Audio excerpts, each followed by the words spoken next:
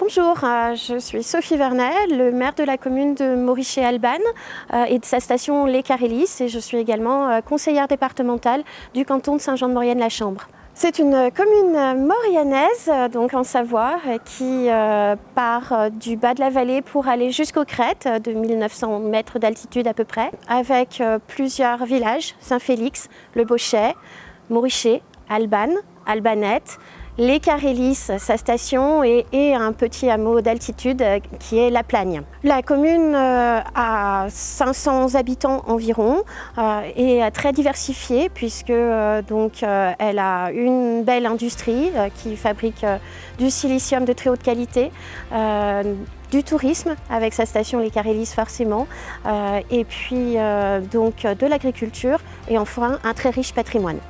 L'usine de Morichet-Albanne, qui se situe dans la vallée, au bord de la rivière Arc, puisque c'est une usine électro-intensive qui a donc besoin de l'eau pour fonctionner aussi, qui emploie beaucoup de nos habitants qui parfois peuvent travailler en bisaisonnalité, l'hiver comme moniteur par exemple, et l'été à l'usine.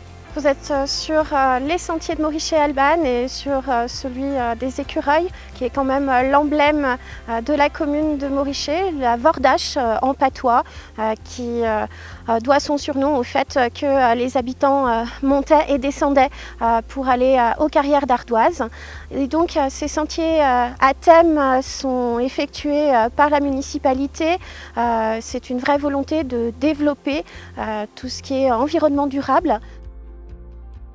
Bienvenue au lac de Pramol, donc un lac destiné à la pêche, un endroit là encore très familial, proche des Carélis, qui a le label Station Verte, et puis pas très loin notre forêt de Mélèze, la Mélésia aussi, avec un sentier à thème qui est sur un des plus vieux mélèzes d'Europe, et puis l'arrivée au lac de Pramol du sentier du Blanchon, un sentier sur la faune et la flore, et puis une tourbière qui est au bord du lac de Pramol, qui est aussi typique de cet endroit. Bonjour, je suis Fabrice Pérez, directeur de l'Office de tourisme de Morichet-Albanne et sa station des Carélis depuis 3 ans. Cette destination est très atypique dans son mode de gouvernance puisqu'elle est basée depuis sa création en 1975.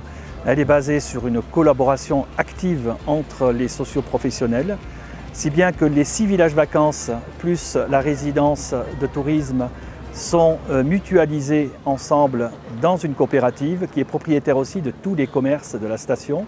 Bonjour, je suis Céline, je suis directrice du village de vacances Odésia depuis quelques mois. Donc pour nous, il y a un gros intérêt en fait de travailler ensemble sur la station, notamment pour tout ce qui va être activités offertes aux enfants et aux familles.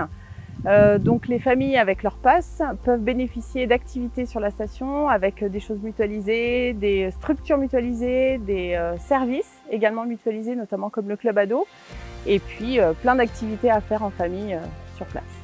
Je m'appelle Jean Vernet, je suis à l'origine, dès l'origine de la création de cet écomusée.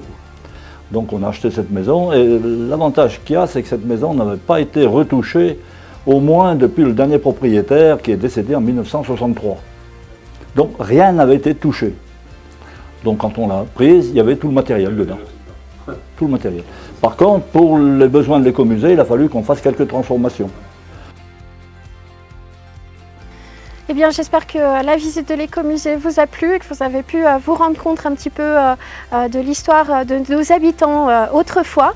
Et là, clairement, c'est vrai qu'on passe de l'histoire à l'avenir en vous parlant un petit peu de nos projets communaux avec une volonté de diversifier aussi les lits touristiques, de faire toujours en sorte que nos lits soient tout le temps louables, en amenant une auberge de jeunesse, en amenant de l'hôtellerie, que ce soit sur les Carélis, de manière toujours avec des baux amphithéotiques, et puis que ce soit aussi de manière plutôt privée sur Albanne, et puis amener aussi une aire de camping-car, beaucoup de projets, beaucoup de sentiers qui vont être encore créés, un sentier sur l'eau, sur la faune et la flore, plein de choses à venir, et j'espère qu'on pourra s'y retrouver avec grand plaisir.